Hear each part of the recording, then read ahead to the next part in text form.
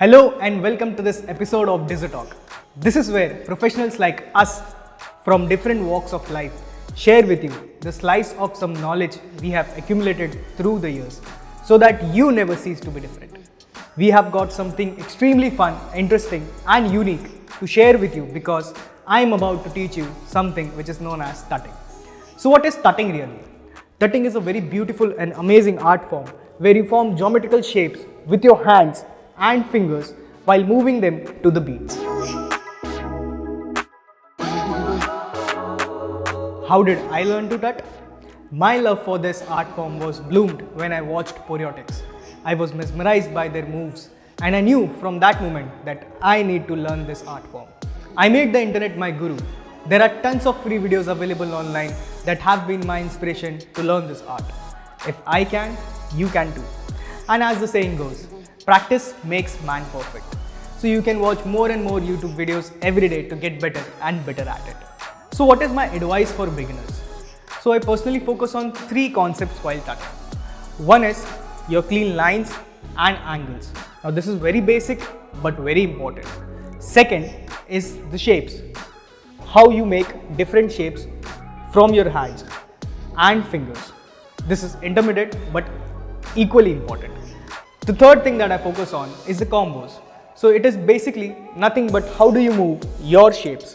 So you can move it like this, you can move it like this, you can move it like this, and done. Once you master these three concepts, you are officially a good tutting artist. Here is a very quick combo of very basic but cool moves that will make you famous in your crew for being the hip one.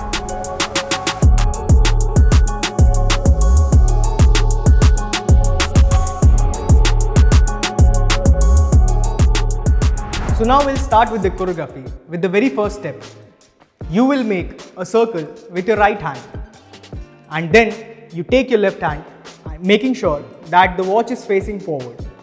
Now you take this circle and keep it perfectly on the watch. Now this is the very first step for your choreography. Now for the next count, you move your right hand towards your left elbow and make sure it is circled to the elbow.